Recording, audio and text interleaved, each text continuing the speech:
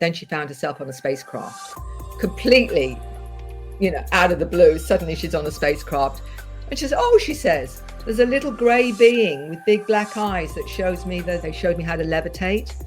And then she said they were showing me how they change species and how they can seed different planets on this universe and in other universes.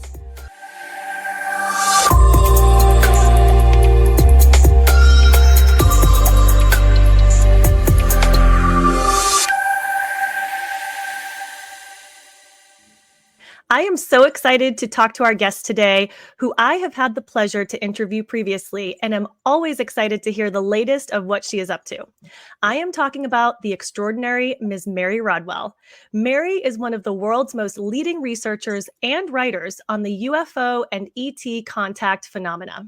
She has written a number of highly acclaimed books on the topic, as well as being a founder of the Australian Close Encounter Resource Network, along with many other research groups where she supports individuals who have had ET contact experiences. Mary has also produced and appeared on numerous television shows and documentaries, sharing her insights and her experience. Investigating over 3,000 contact cases, Mary has become a virtual encyclopedia of knowledge, and we are excited to discuss these stories and much more with her today. So welcome, Mary. It's great to see you again, and thanks for joining us. It's an absolute pleasure, Tara, and Tracey too. Lovely to meet you.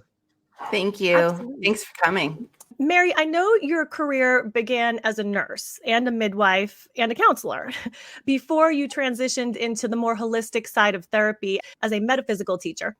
Can you tell us more about how you made that shift into these types of healing modalities? Well, to Tracey it is probably the best thing to say that, first of all, I've always been interested in the weird and the wonderful.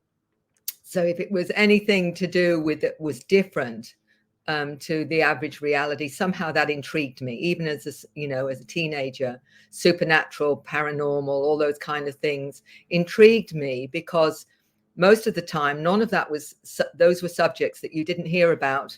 It was only your five senses that was given any kind of credibility, and anything beyond that was always considered too strange. And yet all these stories of people experiencing unusual things fascinated me. And of course, the spiritual part of me wanted to understand more of why we're here, what's it all about, what's the big picture. So I've always been a bit of a seeker, right from a youngster, really. So that's the backdrop. The backdrop then went into nursing and midwifery, where it's all very physical, very practical, down to earth kind of healing. I didn't realize there was another level to that till I went into counseling, where I realized that a lot of illness and a lot of distress is often caused by emotional or psychological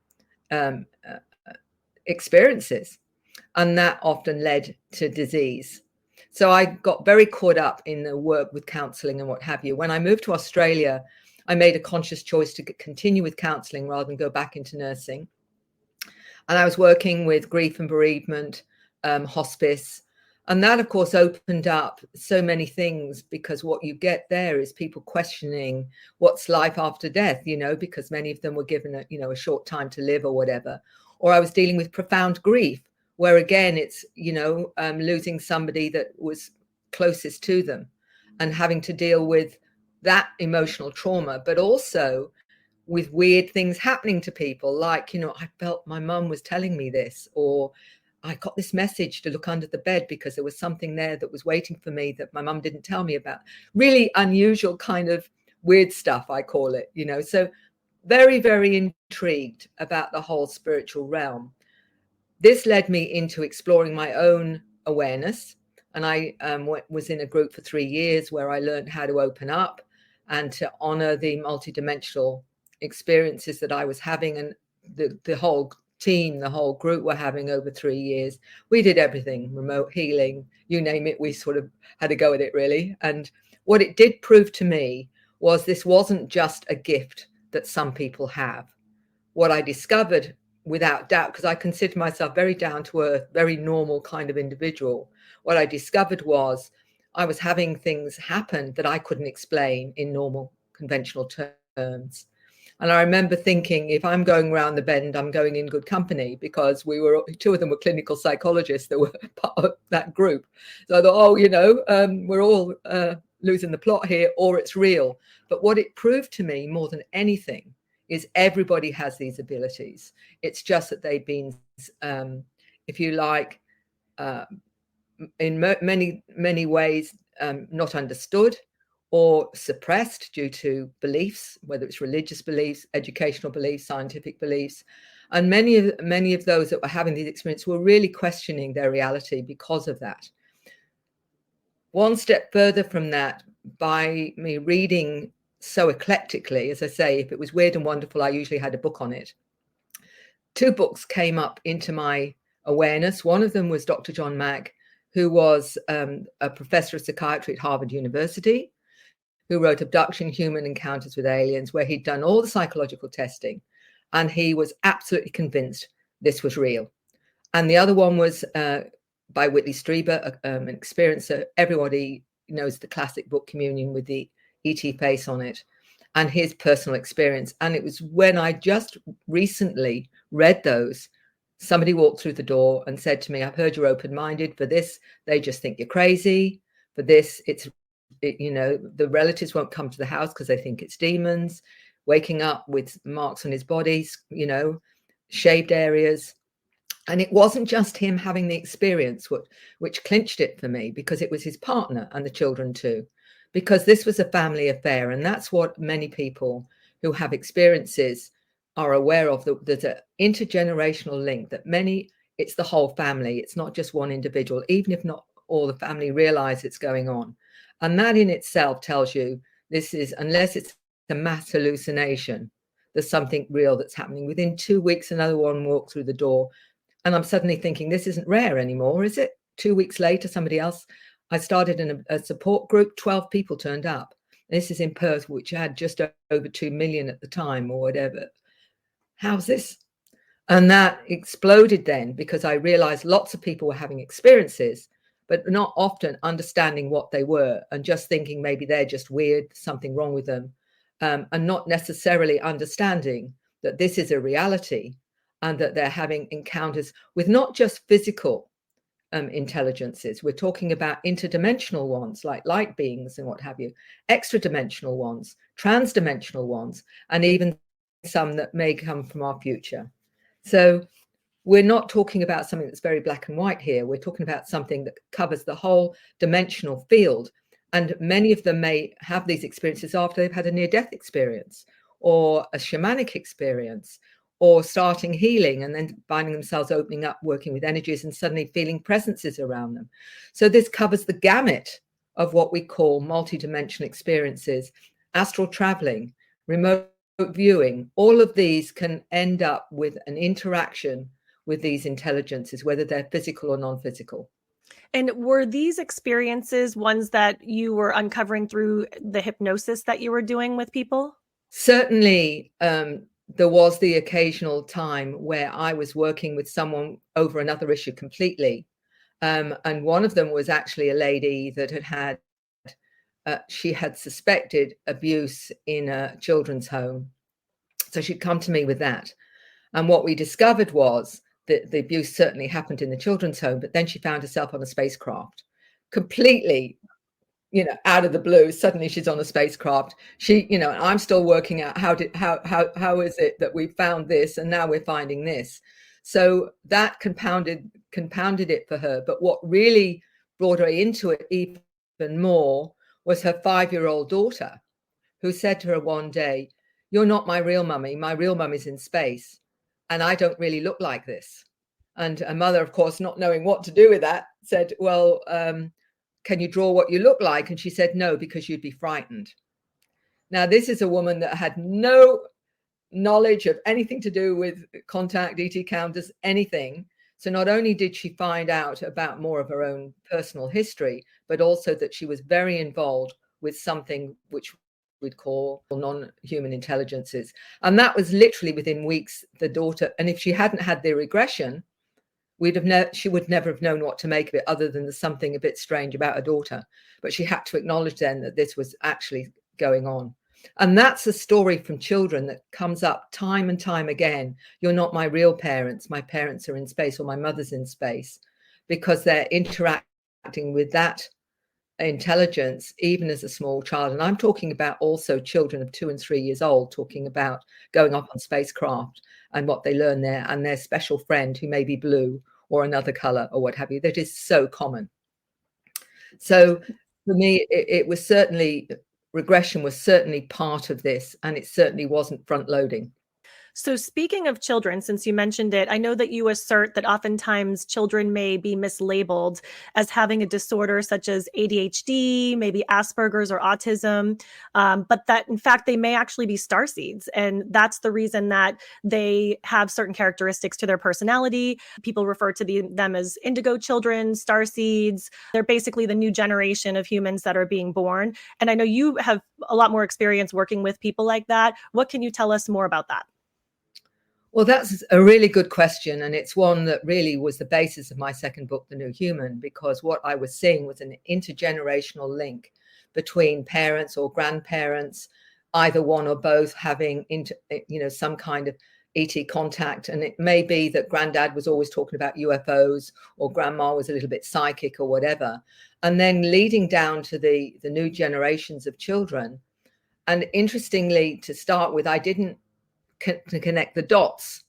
All I knew was that there were more and more individuals being labeled that we would see metaphysically as indigos, crystals, rainbow children, light children, golden children, all these different names they were given because parents and others that were more open were seeing differences. But I was trying to work out if what I was suspecting, this was a kind of upgrade of human, why is it they appear to be dysfunctional, or are they dysfunctional and we're not actually understanding that? And what I got many clues to guide me to this understanding. And one of them was a lovely gentleman, Neil Gold, in Hong Kong, who was in his 50s when I first met him. And he had interactions with light beings. And he said, I would call myself an ADHD. I didn't know that at the time because I always saw reality multidimensionally. And he said, I just thought I was weird or whatever, and wrote the book Close Encounters of the ADHD Kind. And he retranslated it as always dialed into higher dimensions. So what we're seeing is these children are different. They're different because, first of all, they're not so easily programmable, which I think is deliberate, because when we get programmed, we shut down. We literally shut down from all our multidimensional cells because, educational and programming is you'd only trust your 5 senses, your left brain, cognitive side. Anything else is feeling, knowing, intuition. Well, I think that's all a bit weird and wonderful, isn't it? So we get shut down. Whereas if you've got ADHD, it's much harder to shut down because you're operating at a higher frequency. So what do? They dumb them down with medication so they can be programmed. The same goes with the autistic. And I'm not talking about autism caused by other things. I'm talking about a different kind of autism here, where they are highly functional. You've got Asperger's, which is highly functional, neurodivergent. They're neurodivergent because they're starseeds, and they have been made neurodivergent so that they won't be programmed. And so it's taking you out this limited and limiting program, which we call 3D, and allowing them to be more multidimensional. And that's been one that I thought made a lot of sense because I know how the programs shut us down. I've seen that with so many people that once they're afraid of their own awareness because they think it's crazy. And when I realized that, I was getting, believe it or not, teachers, psychologists, parents really relating to that because they were seeing this in their children. Some of the children, they said, they don't talk till they're 3 years old or more. And why is that? Because they're telepathic. I was always remembering one lady saying to me, our daughter's telepathic at birth, never speaking, but was already showing us that she was reading us. And she said, and the hardest thing is she's now 3, and it's getting very hard to hide my thoughts because sometimes, we get frustrated and what have you, and you've got to guard your thoughts. And I remember another young man saying to me that he was communicating telepathically with his sister until one day she said, "Don't be lazy, start talking." So these, a lot of these children are literally, the reason they're not vocalizing things early is because they don't need to, because they're reading you. And these are what I mean about the neurodivergent are actually the new ones. The new ones have been coming for the last 20 or 30 years or more. And we're giving them labels saying they're dysfunctional, and they're not. They're actually the new upgrade human that is being from being programmed. What's crazy, Mary, is I'm not really sure why I'm not really sure why I'm crying right now, but I'm sorry. I have a question for you. Sorry. So I don't know what you're saying. I'm sorry. Just take your time, Tracey. It's okay. Just take your time. Something obviously was really important there for you. Just growing up and being told that you're weird and being dysfunctional, and somehow I'm successful, but I don't get it, because it is it is painful, and it is hurtful when you hear that and you don't talk for the longest time. And it's so crazy that you would say that. Kind of makes sense. So, well, I'm grateful that you were courageous enough to share that, because there'll be so many that relate to that. That's showing how important it is, this information is to people, because it's helping them connect the dots, so they can start to understand why they feel the way they feel. mm-hmm. And to know that others feel the same way. You wouldn't believe how many that I talk to that feel totally isolated, thinking it's just them. Oh, when it's everywhere. It's absolutely everywhere. And this is why we do what we're doing right now, is we're giving people information that may help them understand what's going on and why, and not feeling so alienated with the world. I mean, I don't want to be here. I don't like this place. This is not home. I don't feel okay here. I don't understand, other people and the way that they work and the way they behave and all the rest of it.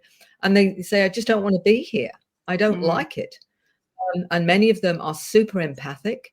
So they struggle being in environments where there's a lot of emotional turmoil or what have you. They often get bullied at school. They get bullied at school because other kids sense they're different. So they pick on them.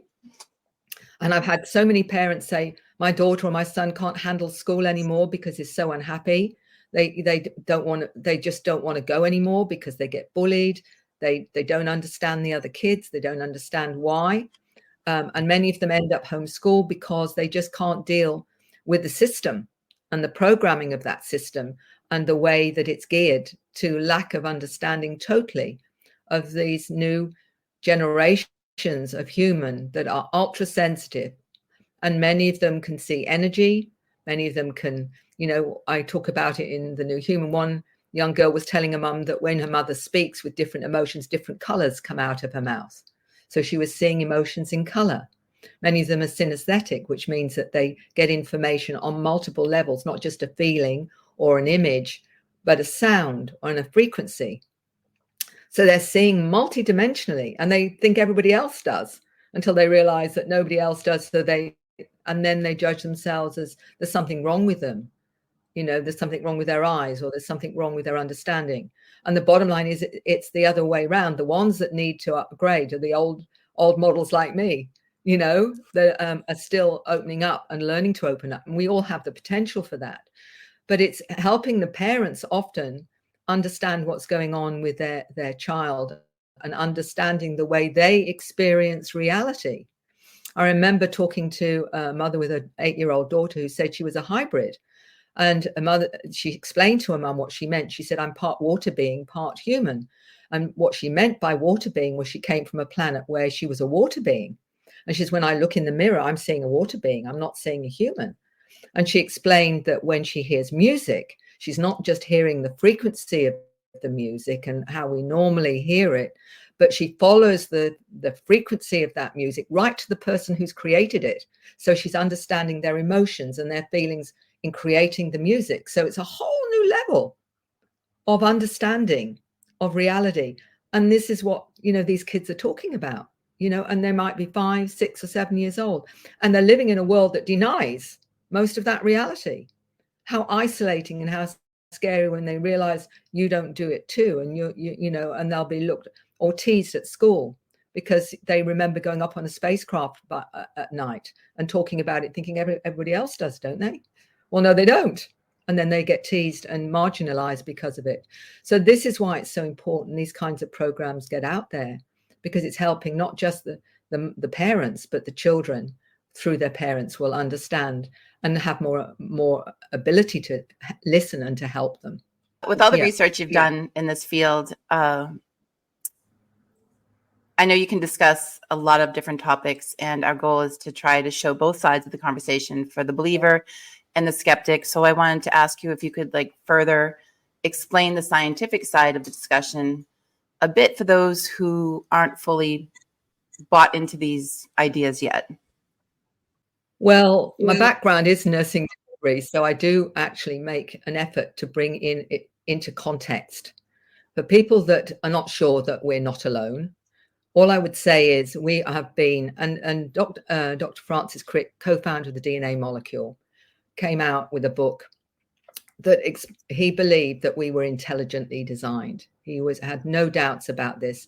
And there are anomalies in our DNA that explain that. We went from Neanderthal, Cro-Magnon, into Homo sapiens sapiens with a missing link, and 223 extra genes added to our gene pool, plus twice expanded brain size. This all happened with no way we evolved. It had to happen artificially. What I've come to understand is that there were at least 12 different species involved in creation of Homo sapiens sapiens. And many of these were seen as gods in the past, because we've been visited by extraterrestrials right from day dot. And what you have to understand is some of them decided to create a more indigenous human that would be useful to them. And this is what we are. But we have what is considered the gods all through history where people worship them. And I'll tell you a little story that qualifies that a little bit with the starseeds. Is there was, and I've written about it in The New Human, is a young Indian man who said to me, "I know I'm a starseed, Mary. The trouble is my countrymen have got about 100 gods that they worship." And he says, and the trouble is I know they're extraterrestrials and they're worshipping extraterrestrials. And he said, but I can't tell my family or my relatives or the people around me because they don't understand. So when we look at it from the context, are we being visited? We have been visited right from the dawn of time. And we've had some of those intelligences create Homo sapiens sapiens and are still with us today, part of that program of upgrading Homo sapiens sapiens to a point where we've got now. So in terms of the DNA, there's so much evidence that we've been intelligently designed. That's the first thing. Secondly, if we look at the gods in a new context, in a more modern context, there weren't gods at all. Even in the Bible, Ezekiel talked about the fiery chariot. We've got so much evidence in drawings and historical images of spacecraft and different kinds of beings. The evidence is there. Why do you think there's a truth embargo on this reality? Although they're now saying that there's lights in the sky, but we don't know what they are. The bottom line is that those behind the scenes know full well we've been visited. And there's been many, many crashes where bodies have been recovered. Anyone who wants to look at that material, it's out there. And that there's images of UFOs in everyday photographs of millions and millions and millions of people. It's do you really think we're the only intelligent life in the universe? I mean, it's highly ridiculous. It's right. It's a bit scary if we are. Let's put it like that. The thing that got me was when they planted the flag on the moon and said, "We come in peace for all mankind." Clearly, they know that there's something else out there. There's something. They didn't just put a flag there and walk away. They made a statement, yeah. So that, it's a very minuscule thing, but for the non-believer, which again, I'm not a non-believer. I believe I'm getting adjusted to a higher level. Oh, the evidence is overwhelming. For anyone who really wants to know, just look at a lot of the whistleblower material and what have you, where they're coming out and saying that they've seen beings, the interactions of our governments with them. I mean, it really is. You only have to do a limited amount of research to get the information that it's real.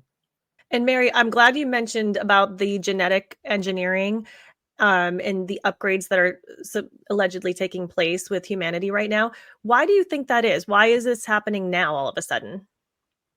That's a good question, Tara. And I think what we're hearing is, particularly those that have had encounters and what have you, is that because we've reached a certain level of technology where we can literally destroy our planet, and we're using nuclear power, but also nuclear bombs and what have you, they have, I think it's become a consensus with many star nations that they need to awaken humanity to what they're doing, the consequences of what they're doing, because we could destroy ourselves.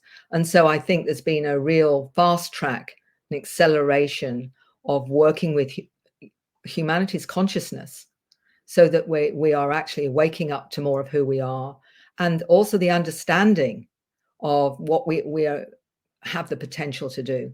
And that is one of the big ones you will find in a lot of whistleblower material. Robert Salas is one of those that was in a military base where the UFOs were outside the military base. He talks about it. This is in 1960 odd. He talks about it. And he's written a book about his own experiences as a military man. And he said what we found is his is not the only base which had nuclear weapons, where the nuclear weapons were actually deprogrammed, were shut down by craft that came and sent the frequencies to deprogram them right across the planet. Bent Waters in the UK is another one. I used to live near there, which is interesting. But that was another one where the facility with all the nuclear weapons, they literally deprogrammed them. They stopped them from being able to be fired. So you've got these intelligence saying it's a no-go when you start talking about nuclear weapons and the ability to actually destroy the planet. We will not have that. And that's direct interference, but there's many other cases. That's just one. It does seem like disclosure is imminent, that more of this information has been coming out more frequently and more prevalently across, more of the mainstream channels now with the congressional hearing that we just had last year with David Grush, and a lot more whistleblowers coming forward. I know you've mentioned, and I watch also Dr. Michael Salla, and he's got a whistleblower that has discussed the arcs that are planted all around the earth, and waiting basically to be activated, is from what I understand. What do you know about that? Do you have any other information you could share about that? Well, the arcs are really interesting, and there's no doubt from the whistleblower information that to me is that they're doing a drip feed disclosure to get people desensitized to this reality. So it's like, well, we'll tell you so much, get everyone used to taking photographs of UFOs and what have you. But the arcs themselves, the reason I came into the understanding with the arcs was literally because I did a regression with a lady who'd had experiences on board craft, and some of her very close friends were on the board craft as well. And she thought it was a dream until the next day they started to ring her up and say, we had this strange dream, we were on a spaceship, and what have you, which actually completely bowled her over, because she thought it was her own dream and it wasn't real, until we did some regression and we discovered that in fact it was a reality, and she had been connecting with these people to another life as well, which was another aspect of this. But one of them was her understanding of the arcs. Now, I didn't know anything about the arcs at this time. This was a regression where she was saying they've got things going on. They're coming back, and they've got certain plants they want to give humanity and what have you. And there's something that's got these strange symbols on it. So she was mentioning something that was like the arcs. Within a week, I came across information with Dr. Michael Salla and JP, the whistleblower, and others that were talking about arcs all over the world. And this one was around the Bermuda Triangle. But what they were saying was they're being activated by consciousness.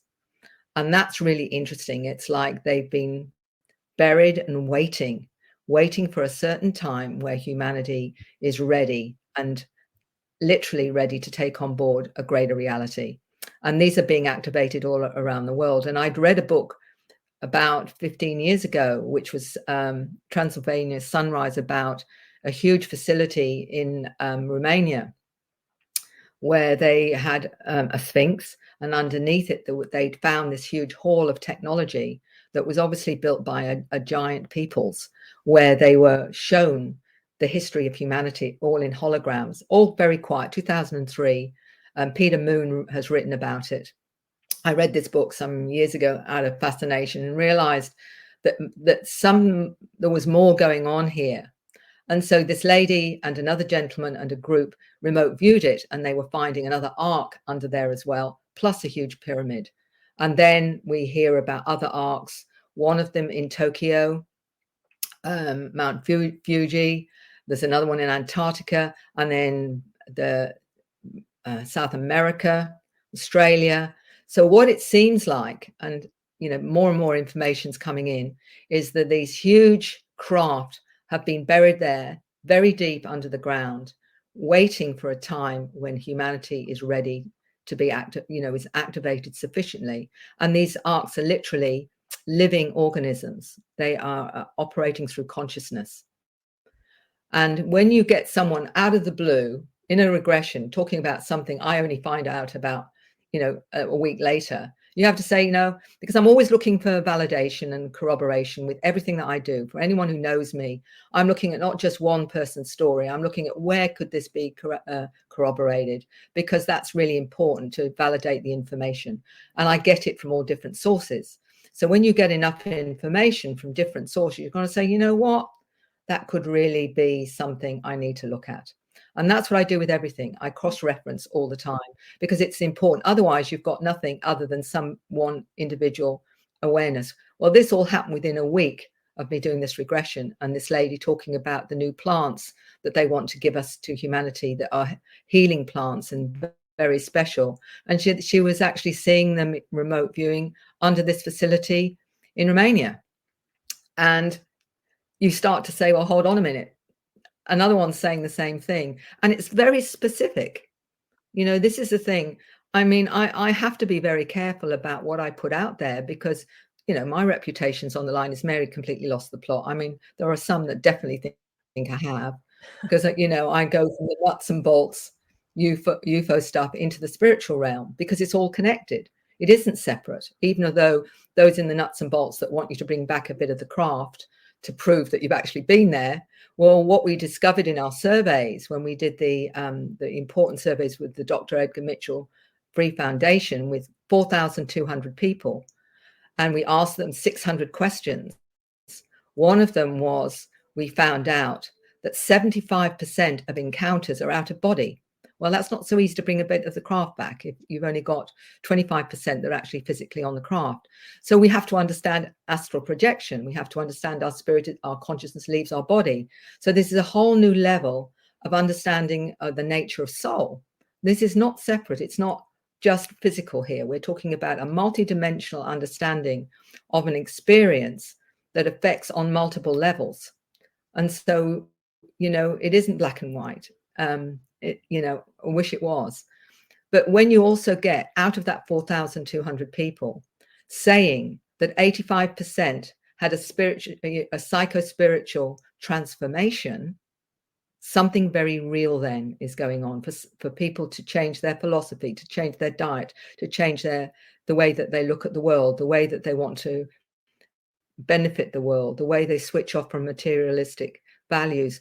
Something very real happens if you're changing your whole paradigm after these experiences. And for many, it manifests in a whole host of ways by suddenly becoming artists, some of them bringing in strange writing and script, some bringing in strange languages we call star languages or light language and what have you. That doesn't happen just because they feel like it. It happens because something really significant has happened in their life, and it's usually through their encounters.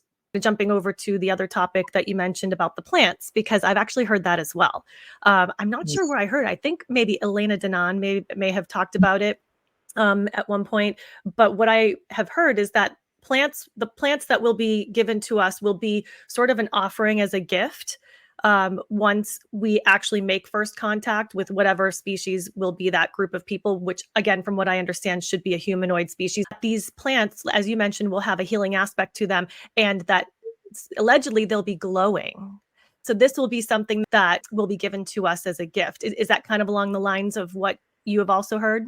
Absolutely. And also, a lot of information's come in that a lot of the plants and the animals that we have on this planet come from other places, from other planets. These intelligences have brought them to planet Earth, and some of them in like form to what they are as well, but as an animal. For example, the dolphins are meant to be extraterrestrial, for example. I was going to say the octopus as well, right?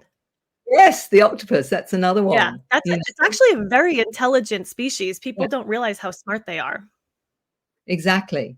And also many of the plants. And I'm going to tell you, because we did off with regression, what have you, was many years ago, when I was just starting out with all of this, a young lady wanted a regression. She was a friend of my daughter's, and she said, I just want to do a past life regression. I just want to see what that's like and if anything comes up.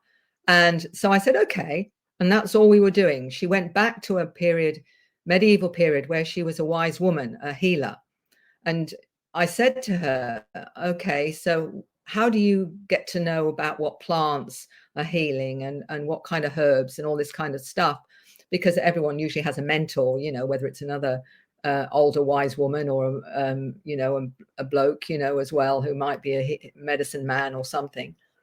And she completely surprised me, because she said, well, I learn it in the woods. So I said to her, so how do you learn it in the woods? And she says, there's a little gray being with big black eyes that shows me the different herbs I need to use for different illnesses and ailments. Now, none of my work was anything then very, it wasn't something that was out there, anything to do with this. This was completely off field. And it showed me something very clear, that we've been assisted by these intelligences all through history. And there it was, out of the blue, no front loading, no nothing. And this is what I want to say, is they've been with us all along with many of these, humanoid beings, light beings and what have you. And they've been seen as angels and what have you. And getting back to religion, I don't particularly want to offend anyone, because I wasn't brought up in a religion as well. I've just reinterpreted things like, the star as being a UFO, and that perhaps a bit of in vitro fertilization may have been going on, perhaps. So there's a way of sort of broadening your perspective so that it doesn't completely demolish, the primary truth that you're resonating with. It's just expanding it into a more modern vernacular. And I actually have a whole chapter on, the whole religious side of it, because one of them is a Reverend Carter that explains how he came to expand his Christianity into a greater understanding of this, incorporating it. It's not impossible to marry that, but just give you a greater understanding from a more modern perspective, rather than from, one that's been fed to us for 2,000 years.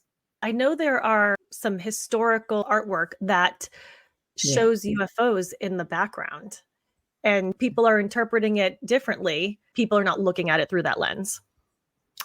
A lot depends on what we've been educated to believe, and we're trying to fit things around that. It's just about looking at it from a more modern perspective and realizing that if we've had these intelligences, if you like, seeding us onto this planet and gradually allowing us to expand, they obviously have sent emissaries at certain times to bring in a more loving kind format. And I see, Christianity as one of those, because it's one of love. It's one of acceptance. It's one of forgiveness. All those things that are a higher consciousness. And that's what he was bringing in. It's a consciousness that he was bringing in, as the way I looked at it. And all this, Buddha, all of those, really, I wouldn't be surprised. All of them were star beings that were humanoid, to give us a head start into real spirituality, but not one that's dogma, not one that's containing us and telling us and ordering us to do things, but allowing us to find our own goodness, our own heart, our own truth. and what I work with and enjoy working with is helping people to access their own inner resonance to truth, their own inner understanding and wisdom that's there with all of us. You know, I always say, when you've done work with past lives, for example, you take people through the death sequence and they see their body and you ask them, what did they learn in that life? They may say, oh, well, I learned about limits, or I learned about love, or I learned about compassion, or whatever. And then they talk about coming back in and incarnating, and the prospectus they have for their spirit and their soul. And you know, often choosing their parents, choosing the siblings to give them certain lessons and what have you. You see this huge, greater perspective and understanding of the soul journey. And for those that feel like they don't always have a choice in this, when I've worked with someone in hypnosis and they've had certain experiences and they're still trying to understand their connection to these beings, I'll say to them, did you consent to this experience? And that many of them, and in fact, majority will say, yes, but before I came here. So it was a soul agreement. And that often changes the whole perspective. The thing is, we're all souls on the same trajectory, really, and just helping each other on the way. And, you know, what I would say is what you're doing with Tara is actually is extremely significant, because what you're doing is sending out information through what you're doing to assist so many people connect the dots. So we're sort of all in this together, really, for want of a better word, you know, right. And we're all doing our best to reach other parts of ourselves, all these wonderful souls that are out there. So you're most welcome. And it's always wonderful to know if something I've said has helped someone add another piece to their own journey, because that's what we're doing it for. That's what Tara's doing it as well for. And Mary, I have a few more questions for you. What's your experience with knowing anything about the Mandela effect? And I haven't heard of anything, although I've read a lot of stories about that. A lot of that is being put down to certain people to do with the CERN in Switzerland, and them opening a portal. And there's a young man, I've forgotten his name now, he's like another Einstein, and he said that when they opened that up, we went into another reality, parallel universe. And that's why many people are experiencing the Mandela effect. The thing is, all of that scientifically is possible. But what I will say is, one of the things that I'm become very aware of in dreaming, we often go to other realities, for sure, where you've made different decisions. And I've had that personally happen. Whereas, you know, where I know this is my reality now, but in that reality, I'm existing and I'm having other experiences, and it's different. And I remember that's been something that I was being shown by what I call my team. And they were saying the soul is like the palm of your hand, your oversoul, your superconscious oversoul, but aspects of you are literally existing in many realities, and we're experiencing different things with different decisions.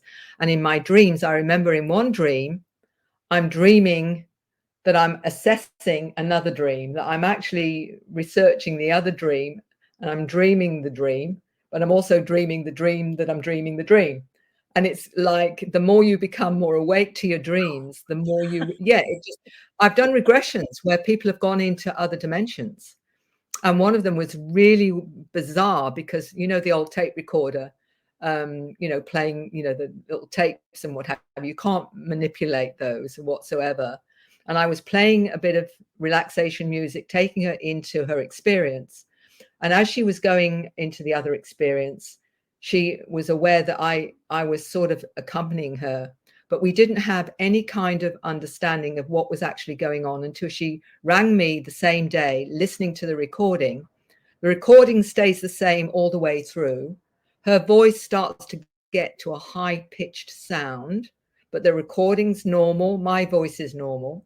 Then my voice starts to go into the high-pitched sound, which is where she's going into another dimension. But the music actually stays the same all the way through. And it's a tape recorder, you know, with a tape. Impossible. So we were aware that not only was she going somewhere else, but I was actually joining her. And it literally was significant. So there are so many things that we don't understand about the qualities of the soul and the spirit that to me, it's often those kind of weird effects that give you the understanding there is so much more we don't know about reality, the matrix, whatever name, the hologram. And I've often wondered whether, it's a bit like Star Trek and the holodeck, where we've all decided that we're going into a certain time that we just want to experience that as a soul. So we've got it all set up. This one I'm going to come in at the 1950s, and this one I'm going to come in or whatever. It makes you wonder just how much of that, that we're co-creators of our own experience, which I believe we are. I believe everything is there for us to say, I want to experience this adventure on planet Earth at this time. And it's quite interesting that some have said, one lady with a dual consciousness said to me that she's part human, part ET, and went through a really difficult time. And I said, did you consent to that? And she said, my ET self was fine with it, but my human self found it really, really hard. I think when it comes to the parallel realities and the Mandela effect, from what I understand, is that when those types of things happen, the outer world, the exterior will be changed. And then because you're the one that remembers that specific moment, it sticks with you. But then other things change in alignment with the change. There are so many experiences that people have which create questions, and many times we just let them go. But when we look back on them and we realize that really was unusual, that was very strange. And so many people have weird and wonderful experiences. And I remember many years back being challenged at it was a Rotary or a Probus being asked to do a 15-minute talk on UFO reality. And I remember as I'm entering, a gentleman came up to me and said, "Oh, you're the UFO lady, are you?" And he says, "I'm going to have fun with you." In other words, going to give me a hard time. And I remember saying, good luck with that one. And I went in, and the first thing I said before I said anything else was, I bet everyone in this room has had an experience they can't explain. Not one person disagreed with me. And he didn't give me a hard time at all. I didn't get any hard time over it. So there he would have had a crowd of people chasing after him with pitchforks if he did. But you see, this is the thing. It's so easy to debunk. When everybody has them, they might not admit to it, but we're multidimensional. Of course we've had them. No matter what you think, you may never talk about it because you know that people won't believe you, or you're not even sure you believe yourself. The numbers of times, I get a phone call and they say, you're probably not going to believe me, but I still need to talk to you anyway, because they automatically think that you're going to dismiss their story and what have you. And yet I say, well, you'll be amazed at what I will accept, because I don't know what I don't know. That's the truth. None of us know what we don't know. Therefore, how can we dismiss anybody's experience and story? That's a blind spot, I think, for all of us, is not knowing what we don't know, and not knowing we don't know that we don't know what we don't know. Say that 3 times first. Yeah. But jumping back to the timeline switches, do you have a method or an exercise that somebody can do to change their timeline purposefully? Is there something that somebody can actively do for themselves if they want to change their timeline? One of the most powerful times for manifesting is just before you go to sleep, when you're just going in that nice sort of comfortable place. What many of us do automatically is we review the day. And most times, what do? We review the things we're not happy with. Oh, I wish that hadn't happened. I should have done this. And why didn't I, say that to that, whatever it is? Instead of doing that, look at what worked in the day and look at what you want to bring into your life in those very few sort of trance moments just before you fall asleep, because that's the frequency that you're putting out to the universe in the most clearest time, because you're in a relaxed place and you're being really clear. So rather than going over what you're not very happy with, which never helps any of us, because we go and we chew on it and we get ourselves into get upset, and then we find we can't sleep. Find what did work in the day, but also what you want to put forward as your future, because that time is really powerful time when you're in that nice relaxed state before you fall into sleep. And that's something everyone can do. What are your thoughts on the secret space program? That's an interesting one. I'm very fascinated. They're calling it the breakaway civilization. And I do think there is one. And I think the rest of us, are the ones not privy to all the technology that's been available for a long, long time, from the crash craft and the interactions with certain governments with these intelligences and what have you. Night vision, for example, fiber optics, digital chips all came from that. Lots of healing technologies, free energy. All of this is being kept by a special elite, part of our governments, or beyond the governments, the ones that have all the power and control. And they've kept it to themselves. They've kept that. And of course, the space program. I have heard too many stories, and I've worked with a number that have been part of those programs. And there is no doubt in my mind that this breakaway civilization is in a whole different reality to the one that we have. And we're kept from all of that, all these, the free energy stuff, for example. We've talked about the fact that they've still got technology 30 years or more in advance of what we're given, where they drip feeding it to the rest of us and what have you, from free energy, as I say, to healing, the med beds, all this kind of thing that's out there. I have absolutely no doubt this is being kept from us. And I don't know yet whether we're ever going to be told the truth. I think disclosure is going to be as they would like it to be. Where I think real disclosure is going to happen is through things like this, where people are fed up of hiding behind the door and saying, I don't care whether you think I'm crazy. This is my story. And more credible people are coming out, writing books on their story, sharing the fact that they believe they're a hybrid, starseed, walk-in. All these unusual terms are becoming more and more commonplace, and so they should, because what we're discovering is more about our potential, who we are, and our connection to these star nations that have been interacting with us all through history and are upgrading our consciousness now. And the children are coming in and they're challenging the system as well, because their awareness is quite extraordinary in terms of how they understand their abilities, what they can do, how they can travel through time and space. I had one 7-year-old talking about coming from the future and about how the intelligence he works with has an IQ of over 400. These are just little bits that he understands and accepts as part of his own nature. Many of them talk about coming from other planets. One 10-year-old explaining that he's a blue being from another planet. It's his first human incarnation. He explains that he's a central seed connecting to the planet, and he's going to help with all the pollution on the planet. He talks about using healing frequencies. These are the kinds of concepts these children are talking about and what they're learning. So given the fact there is a breakaway civilization, I think that's going to be turned on its head at some point because of all the information that's finally coming out to mainstream. And so it should. Maybe they really are. I mean, we've had those that have had my lab experiences saying they've been taken to the moon, been taken to Mars. In my book, The New Human, there was a 7-year-old talking about going to Mars and showing certain symbols and what have you on Mars and who's under the ground in Mars. And this particular symbol, it's in my book. I was interested in this symbol, so I sent it to another family who'd got I think an 8-year-old that talked about going to Mars. And I said, does your daughter recognize this symbol?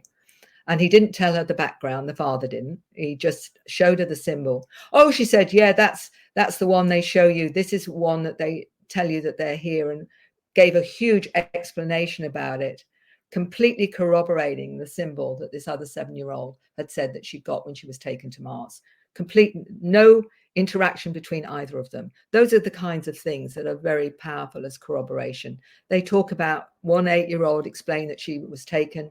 She was so excited to tell me. She said, 2 nights ago they took me and I went to another planet and I learned they showed me how to levitate and use my third eye. And then she said they were showing me how they change species and how they do different species for different planets and seed different planets on this universe and in other universes. And she was so excited to tell me all of this because it was all very fresh in her mind at the time.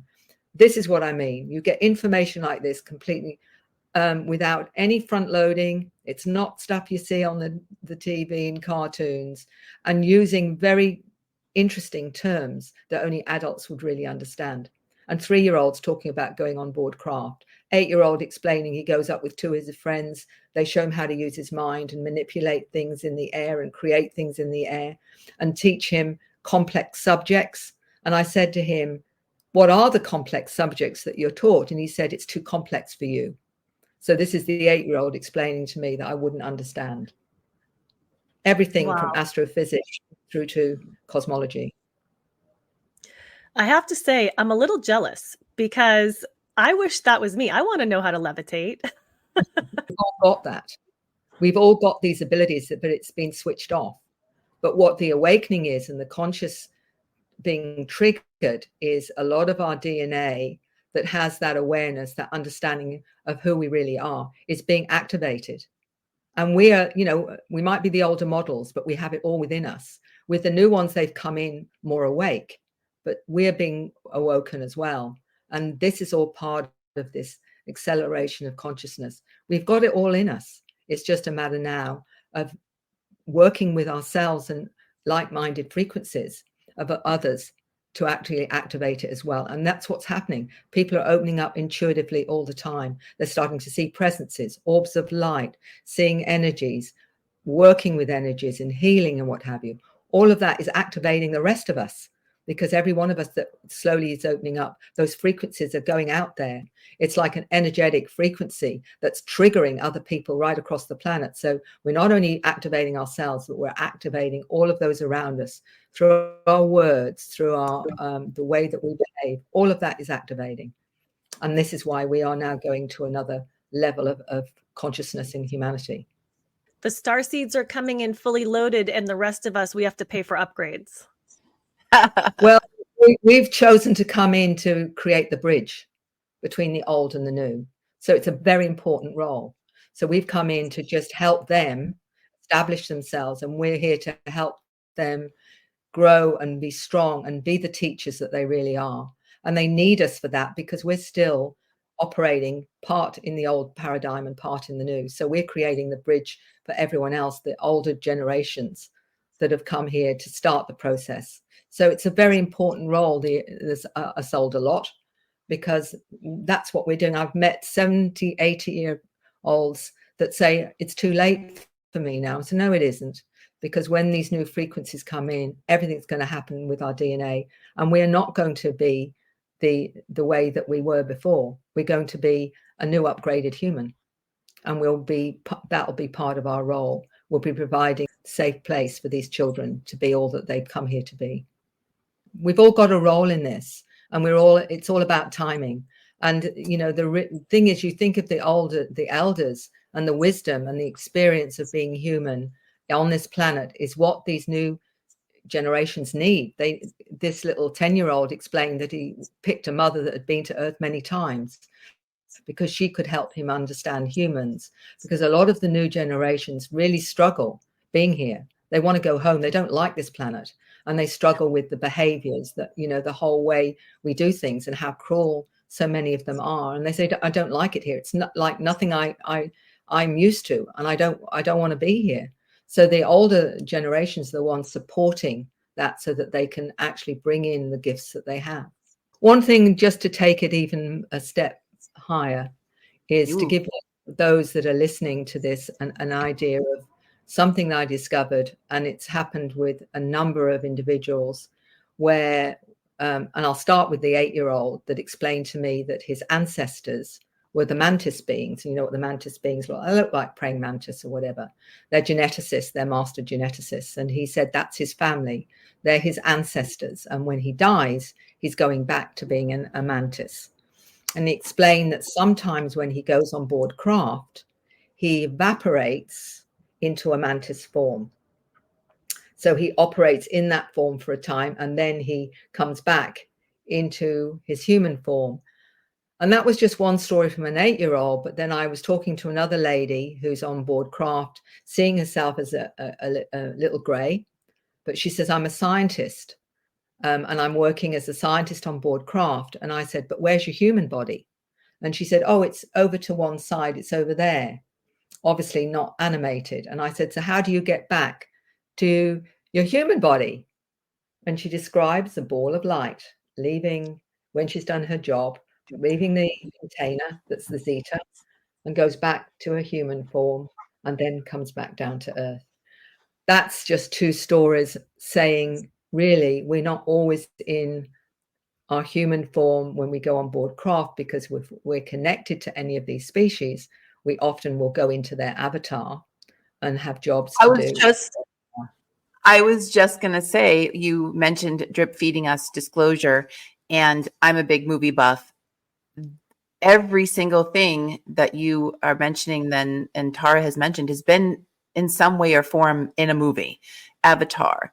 There was something else you were talking about earlier, and I was like, oh my gosh, that's in Star Trek. That's in Avatar. That's in 2012. Is that the one I'm looking for? Everyone thought that it was going to be the end of the world because it was 2012 or 2012 or something like that. Anyway, and in that movie, they have arcs. Like everything you've mentioned today has been in some sort of movie where it's drip feeding us. That's right. It's front loading. It's actually getting us to understand the reality, because I have to put it out there in plain sight. You think it's a story, but it's not at all. It's actually the reality. Including, just to end with this, is if you watch the movie Lucy, and I don't know if you've seen the movie Lucy, but it's actually starts out as she's a drug mule. They plant drugs inside her along with some others. And so you think it's about drugs, but it's a special type of drug that, because it actually breaks, some of the container breaks inside her and releases this special drug. And as I did see it. Have you seen it?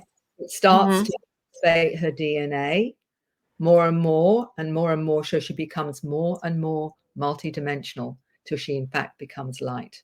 And that is saying what's going to happen when we start to activate our DNA. We're going to become more and more and more multidimensional.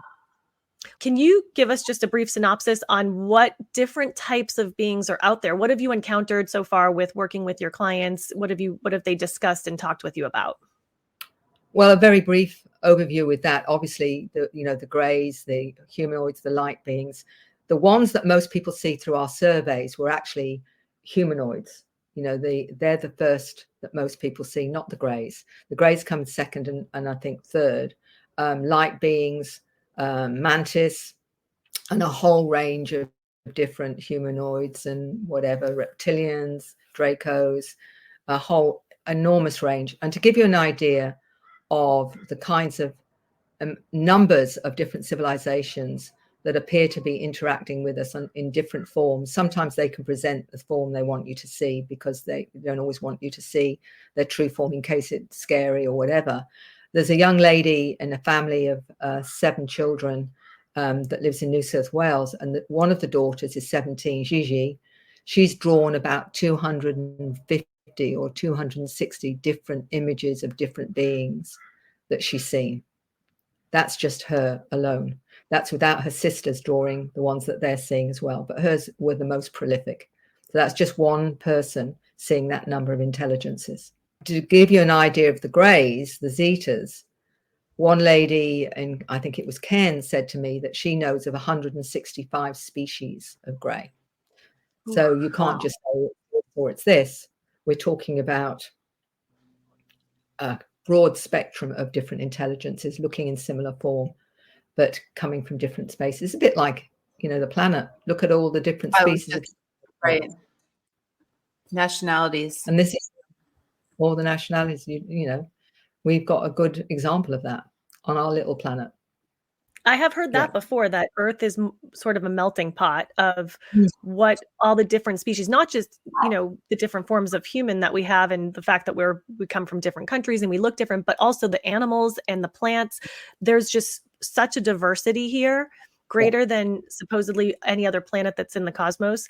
And that's part of why we're a little bit of an experiment here, to see how we can get along and how we work together, which lately hasn't been great. So hopefully we improve on that. But it's an interesting idea to think about, that there's whatever is represented here on Earth, there's probably an entire society of that somewhere else living in the universe. I just think of the billions of planets out there, and the different intelligences in those planets. It's beyond belief. So we're living in a very what should I say, multifaceted, but also peopled, however you put people into that, of different forms. And all of that is part of our reality when we finally get the message and not be afraid of it, which, is, let's think about it like that. To be honest, when you look at it, if we're the height of intelligent life, that's a bit of a worry. So let's be like that. Hopefully there's something more intelligent out there. Exactly. Exactly. Otherwise we're all in trouble. Yeah. Well, that leads me to my next question, Mary. What would you do if you were in charge and you could change something with the things that you know to help the world be a better place? I think the first thing is to rid the world of fear, because it's run on fear at the moment.